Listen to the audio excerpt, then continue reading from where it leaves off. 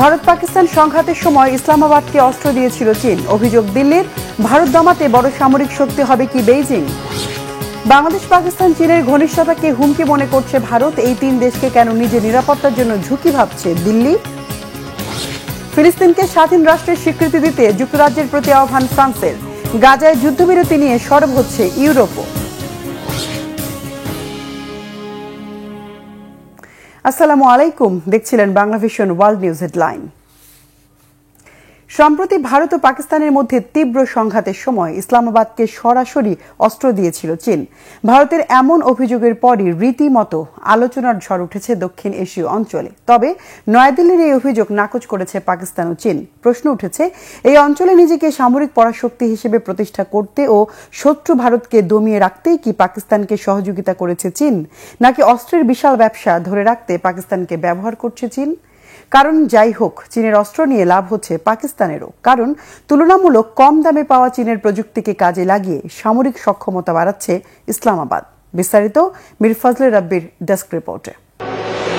ভারত ও পাকিস্তান গত মে মাসে 4 দিনের যুদ্ধের সময় ক্ষেপণাস্ত্র, ড্রোন এবং কামানের গোলা ব্যবহার করে, যা কয়েক দশকের মধ্যে সবচেয়ে বড় সংঘাতে পরিণত হয়। এরপর ভারত অভিযোগ তোলে যুদ্ধের সময় চীনের সক্রিয় সমর্থন পেয়েছে পাকিস্তান। ভারতীয় সেনাবাহিনীর উপপ্রধান লেফটেন্যান্ট জেনারেল রাহুল সিং গত সপ্তাহে দাবি করেন, চীন গুরুত্বপূর্ণ ভারতীয় অবস্থান সম্পর্কে ইসলামাবাদকে সরাসরি তথ্য দিয়েছে। How can we move our assets when he is aware of every single location due to Chinese satellites?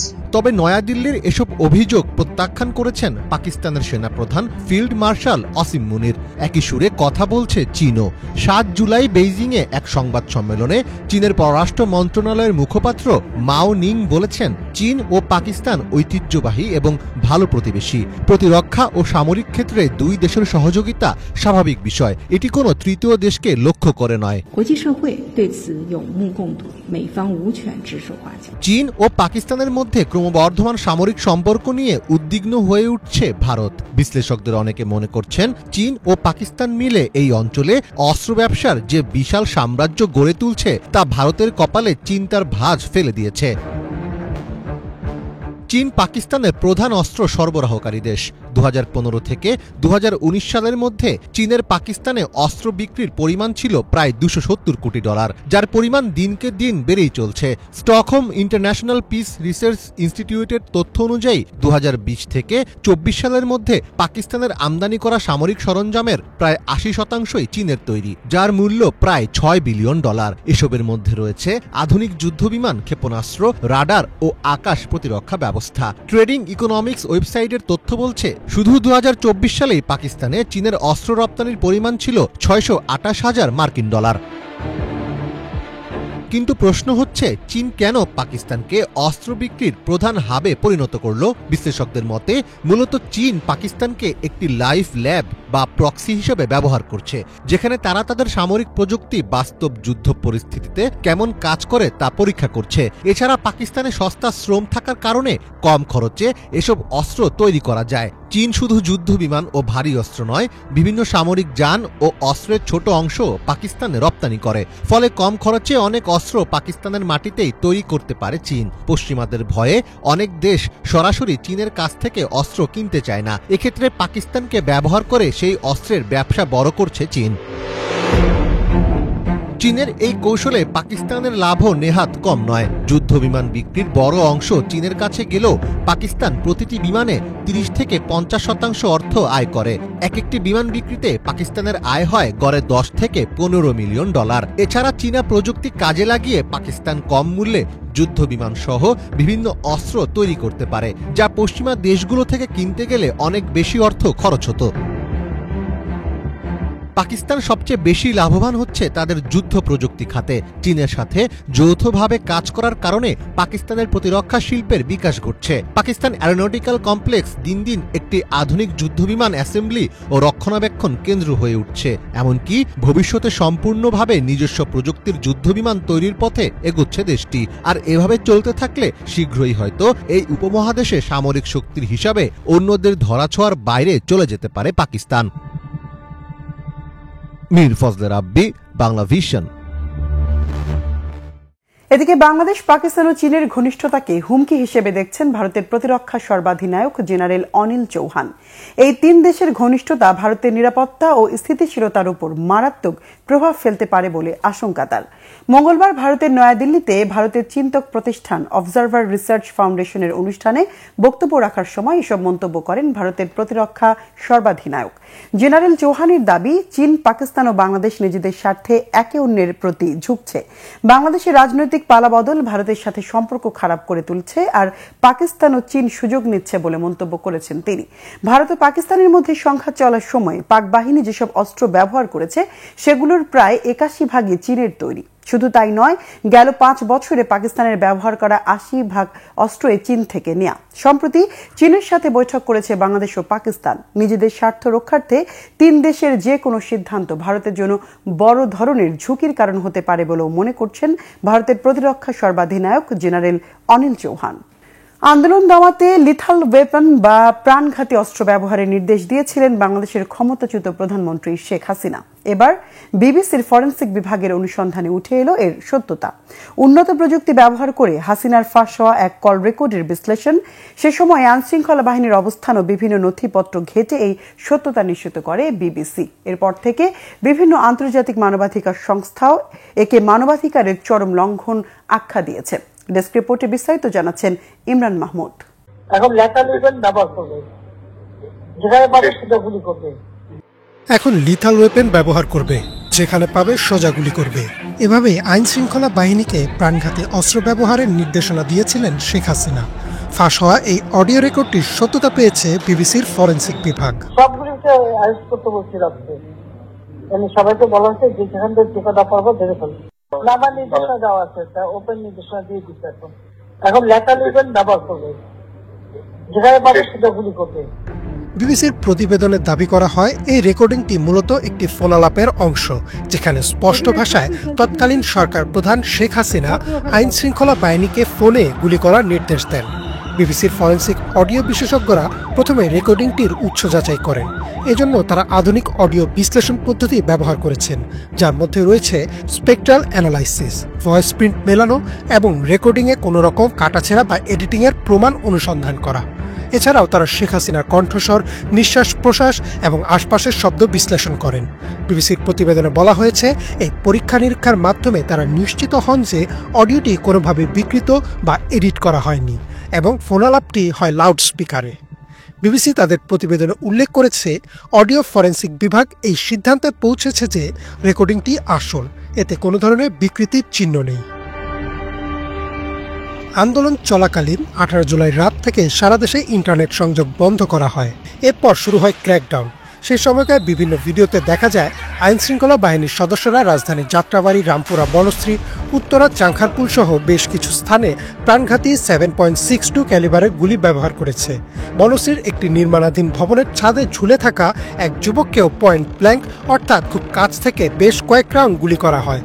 এছাড়াও রাতে রাজধানীর বিভিন্ন স্থানে ব্লক রেড চালিয়ে আন্দোলনের সাথে জড়িতদের গ্রেফতার করার ঘটনাও সামনে আসে, ঠিক যেমনটা তাদের নির্দেশনা দিয়েছিলেন শেখ হাসিনা। বিবিসির অনুসন্ধানে স্পষ্ট প্রমাণ পাওয়া গেছে যে অডিওতে যেসব নির্দেশনা দেওয়া হয়েছিল সেগুলো বাস্তবে কার্যকর করা হয়েছিল এবং এর ফলে বহু প্রাণহানির ঘটনা ঘটে। এই অনুসন্ধানের গুরুত্বপূর্ণ অংশ হলো তারা কোন পদ্ধতিতে সত্যতা যাচাই করেছে। শুধু অডিও বিশ্লেষণ নয়, ঘটনার সময়কাল, প্রত্যক্ষদর্শীদের বয়ান এবং বিভিন্ন নথির মিল ঘটিয়ে পূর্ণাঙ্গ প্রমাণের ভিত্তি দাঁড় করিয়েছে। ফলে তারা যে উপসংহারে পৌঁছেছে তা খুবই সুসংগত। রিপোর্টে বলা হয়েছে, আমরা প্রমাণগুলো ত্রিমুখীভাবে যাচাই করেছি, কণ্ঠস্বর বিদ্যমান রেকর্ডিংয়ের সঙ্গে মিলিয়েছি এবং সময়সীমা সরকারি নথির সঙ্গে মিলিয়ে রেকর্ডিংয়ের সত্যতা সন্দেহাতীতভাবে নিশ্চিত হয়েছি। এই অনুসন্ধানের পরিপ্রেক্ষিতে আন্তর্জাতিক মানবাধিকার সংস্থাগুলো উদ্বেগ প্রকাশ করেছে। হিউম্যান রাইটস ওয়াচ এবং অ্যামনেস্টি ইন্টারন্যাশনাল এই অভিযোগকে গুরুতর মানবাধিকার লঙ্ঘনের প্রমাণ হিসেবে বর্ণনা করেছে। বিবিসির অনুসন্ধানে পাওয়া প্রমাণগুলো আন্তর্জাতিক অপরাধ ট্রাইব্যুনালে শেখ হাসিনার বিরুদ্ধে চলমান মানবতা বিরোধী অপরাধের বিচার কার্যেও স্বচ্ছতা বাড়াবে বলেও মন্তব্য করেন প্রসিকিউটর গাজী MH তামিম। ইমরান মাহমুদ, বাংলাভিশন। বাংলাদেশের গার্মেন্টস খাত এখন এক ভয়াবহ শুল্ক সুনামির সামনে দাঁড়িয়ে। যুক্তরাষ্ট্রের ঘোষিত ৪৫% শুল্ক কার্যকর হলে দেশের প্রধান রপ্তানি খাত মারাত্মক বিপর্যয়ের মুখে পড়বে। এই অবস্থায় অনেক কারখানা মালিকই দ্রুত অর্ডার পাঠাতে মরিয়া, অন্যদিকে শ্রমিকদের ভবিষ্যৎ নিয়েও তৈরি হয়েছে গভীর অনিশ্চয়তা। সমঝোতার শেষ আলো জ্বলছে ডক্টর ইউনূসের নেতৃত্বে চলমান আলোচনায়। সিদ্ধান্ত হবে মাত্র ৩ সপ্তাহের মধ্যে। বাংলাদেশ কি পারবে এই ধাক্কা সামাল দিতে, নাকি ভেঙে পড়বে জাতীয় অর্থনীতির সবচেয়ে বড় চালিকা শক্তি? হাফিজুল ইসলামের ডেস্ক রিপোর্টে বিস্তারিত।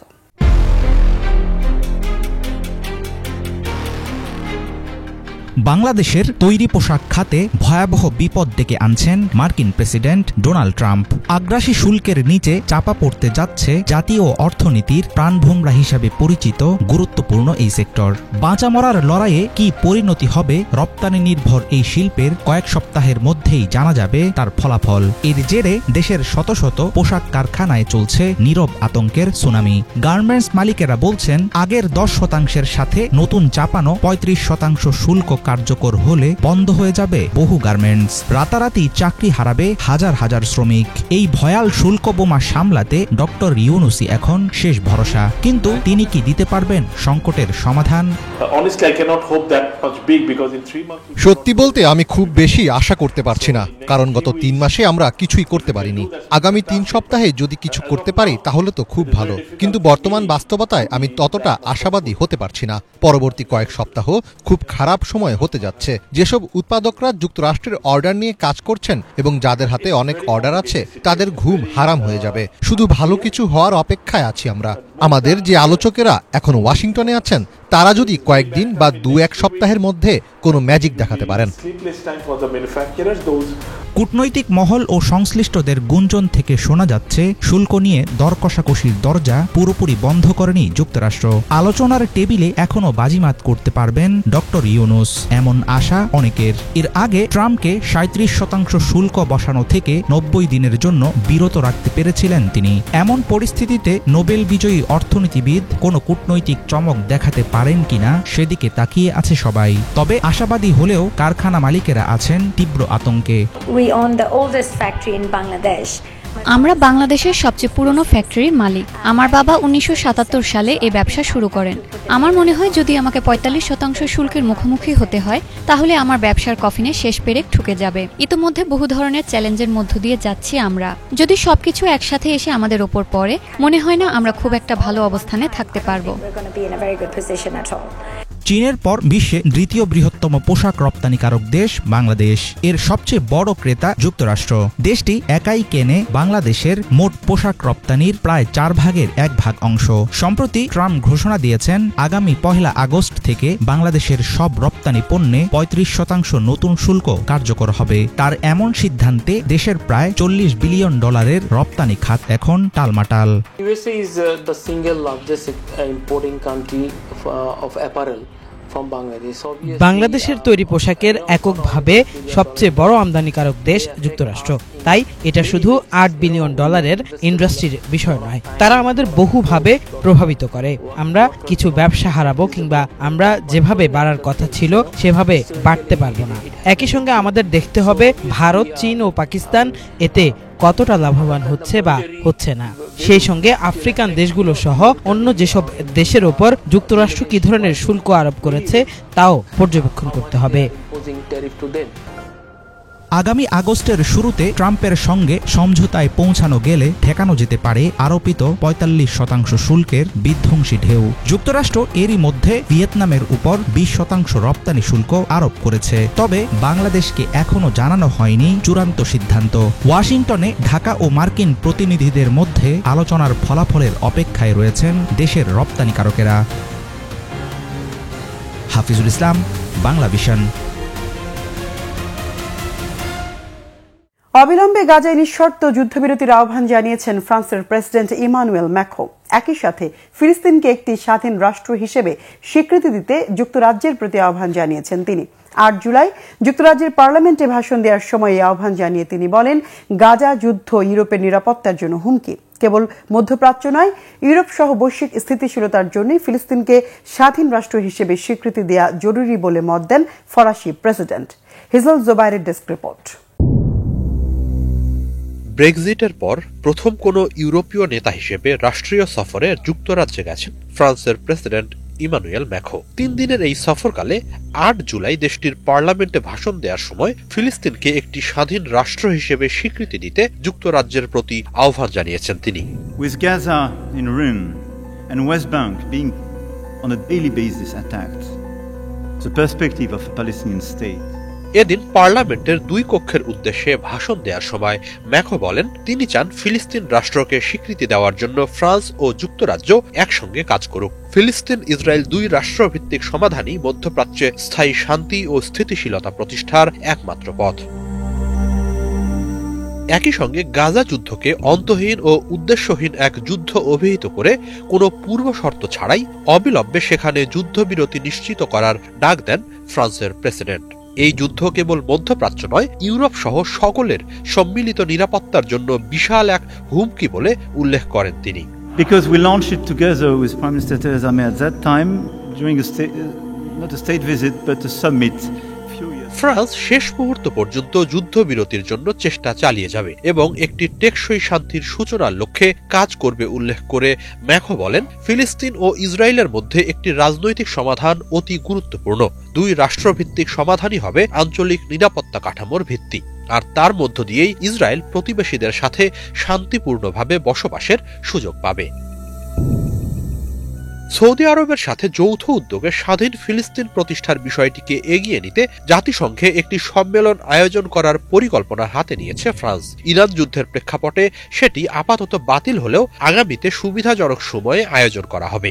সেই সম্মেলনেই ফ্রান্স ফিলিস্তিনকে স্বাধীন রাষ্ট্র হিসেবে স্বীকৃতি দিতে পারে বলে আভাস দিয়ে রেখেছেন ম্যাখো। এদিকে গাজা যুদ্ধ ছাড়াও ভূরাজনৈতিক বিভিন্ন ইস্যুতে ইউরোপের নিরাপত্তা ঝুঁকির বিষয়টি সামনে এনে ফ্রান্সের প্রেসিডেন্ট বলেন যুক্তরাষ্ট্র ও চীনের ব্যাপারে অতিরিক্ত নির্ভরতা থেকে ইউরোপকে মুক্ত করতে হবে। নিজেদের নিরাপত্তা নিজেরাই নিশ্চিত করার সক্ষমতা তৈরি করা জরুরি। বিশেষ করে ইউক্রেন যুদ্ধের প্রেক্ষাপটে রাশিয়ার সাথে ইউরোপের সম্ভাব্য সংঘাত নিয়ে এক জটিল ক্রান্তিকালে এসে পৌঁছেছে ইউরোপ। ইউরোপীয় ইউনিয়ন থেকে বেরিয়ে গেলেও সমগ্র ইউরোপের নিরাপত্তা ও সুরক্ষার প্রশ্নে যুক্তরাজ্যের সাইডলাইনে বসে থাকার সুযোগ নেই। যুক্তরাজ্য ও ফ্রান্স যৌথভাবে ইউরোপকে রক্ষা করবে বলে প্রত্যয় জানান ম্যাখো। সে লক্ষ্যে ফ্রান্সের সাথে সম্পর্ক আরও গভীর করতে যুক্তরাজ্যের প্রতি আহ্বান জানান। ম্যাখোর এই সফরে 2 দেশের মধ্যে প্রতিরক্ষা খাতে আদান প্রদান ঘিরে বেশ কিছু বিষয়ে আলোচনা হবে বলে সংশ্লিষ্ট সূত্রের বরাত দিয়ে জানিয়েছে সংবাদ সংস্থা এপি। পূর্ব ইংল্যান্ডে একটি পরমাণু প্রকল্প তৈরিতে ফ্রান্স যুক্তরাজ্যকে সহায়তা করবে, এ বিষয়েও আলোচনা হওয়ার কথা। হিজল জুবায়ের, বাংলা ভিশন। ইসরায়েল ইরানের 12 দিনের রক্তক্ষয়ী সংঘর্ষের পরে প্রথম সৌদি আরব সফরে গেলেন ইরানের পররাষ্ট্রমন্ত্রী আব্বাস আরাকচি। জেদ্দায় সৌদি যুবরাজ মোহাম্মদ বিন সালমানের সঙ্গে বৈঠকে অংশ নেন তিনি। ইরানের পররাষ্ট্র মন্ত্রণালয়ের মুখপাত্র ইসমাইল বাঘাই জানান বৈঠকটি বেশ ইতিবাচক ও ফলপ্রসূ ছিল। বিস্তারিত ডেস্ক রিপোর্টে। ইসরায়েলের সাথে ইরানের 12 দিনের রক্তক্ষয়ী সংঘর্ষ শেষ হওয়ার পর এবার প্রথমবারের মতো সৌদি আরব সফরে গেলেন ইরানের পররাষ্ট্রমন্ত্রী আব্বাস আরাকচি। আল জাজিরার তথ্য অনুযায়ী 8 জুলাই তিনি জেদ্দায় সৌদি ক্রাউন প্রিন্স মোহাম্মদ বিন সালমানের সঙ্গে এক বৈঠকে মিলিত হন। এদিন উভয় দেশের ভেতর গুরুত্বপূর্ণ ও ইতিবাচক আলোচনা হয়। ইরানের পররাষ্ট্র মন্ত্রণালয়ের মুখপাত্র ইসমাইল বাঘাই জানিয়েছেন সৌদি ক্রাউন প্রিন্স ও অন্যান্য সৌদি প্রতিনিধিদের সঙ্গে আরাকচির আলোচনা বেশ ফলপ্রসূ হয়েছে। সম্প্রতি ইসরায়েল ও ইরানের ভেতর তীব্র সংঘর্ষ চলাকালীন যুক্তরাষ্ট্র ইরানের 3টি পারমাণবিক স্থাপনায় হামলা চালায়। তবে এমন উত্তেজনাপূর্ণ পরিস্থিতিতেও তেহরান ও রিয়াদের ভেতরকার সম্পর্ক পুনর্স্থাপনের প্রচেষ্টা থেমে যায়নি, বরং চলমান এই কূটনৈতিক সফর দ্বিপাক্ষীয় সম্পর্ককে আরও দৃঢ় ও স্থিতিশীল করার পথে অগ্রসর করছে। সৌদি আরবের সরকারি সংবাদ সংস্থা এসপিএ জানিয়েছে আরাকচি ও সৌদি ক্রাউন প্রিন্স সম্প্রতি আঞ্চলিক পরিস্থিতি এবং সংশ্লিষ্ট বিভিন্ন উদ্যোগ নিয়ে আলোচনা করেছেন। মোহাম্মদ বিন সালমান আশা প্রকাশ করেছেন যুদ্ধবিরতি চুক্তি আঞ্চলিক নিরাপত্তা ও স্থিতিশীলতা রক্ষায় একটি গুরুত্বপূর্ণ ভূমিকা পালন করবে। এছাড়াও তিনি কূটনৈতিক সংলাপ দ্বারা বিরোধ নিষ্পত্তির পথকে পুনরায় সমর্থন জানান। ইরানের এই উচ্চ পর্যায়ের কূটনীতিক এদিন সৌদি প্রতিরক্ষামন্ত্রী খালিদ বিন সালমান বিন আব্দুল আজিজ এবং পররাষ্ট্রমন্ত্রী প্রিন্স ফয়সাল বিন ফারহান আল সৌদের সাথে সাক্ষাৎ করেছেন। তিনি এদিন ইসরায়েলের আগ্রাসনের প্রতি নিন্দা প্রদর্শনে সৌদি আরবের প্রতি কৃতজ্ঞতা প্রকাশ করেছেন। ইরান উপসাগরীয় দেশগুলোর সঙ্গে সম্পর্ক মেরামতের প্রচেষ্টা চালাচ্ছে। আঞ্চলিক সংঘাত এবং একে অপরের বিরুদ্ধে অস্থিতিশীলতা ছড়ানোর অভিযোগ নিয়ে তেহরান ও রিয়াদের ভেতরকার সম্পর্ক দীর্ঘদিন ধরে উত্তেজনাপূর্ণ ছিল। তবে 2023 সালে চীনের মধ্যস্থতায় একটি চুক্তির ফলে দুই দেশ আনুষ্ঠানিক সম্পর্ক পুনঃস্থাপনে সম্মত হয়। সেই থেকে সৌদি ও ইরানের শীর্ষ কর্মকর্তারা নিয়মিত যোগাযোগ রক্ষা করে চলেছেন। 7 জুলাই ইরানের প্রেসিডেন্ট মাসুদ পেজেশকিয়ান বলেন, তিনি মনে করেন যুক্তরাষ্ট্রের সঙ্গে সংলাপ দ্বারাই মতপার্থক্য নিরসন করতে পারে তেহরান। তবে তার দেশে হামলার পর আস্থার বিষয়টি বড় বাধা হয়ে দাঁড়িয়েছে। এদিকে আরাকচি বলেন, ইরান কূটনীতিতে আগ্রহী, তবে সংলাপের বিষয়ে তাদের যথেষ্ট সন্দেহ রয়েছে। যদি শান্তিপূর্ণভাবে নিষ্পত্তির ইচ্ছা থাকে তবে যুক্তরাষ্ট্রকে ন্যায্য একটি সমঝোতার প্রতি আগ্রহ দেখাতে হবে। ইফাত জাহান, বাংলা ভিশন। দর্শক, এই ছিল আজকের মতো। সাথে থাকায় ধন্যবাদ।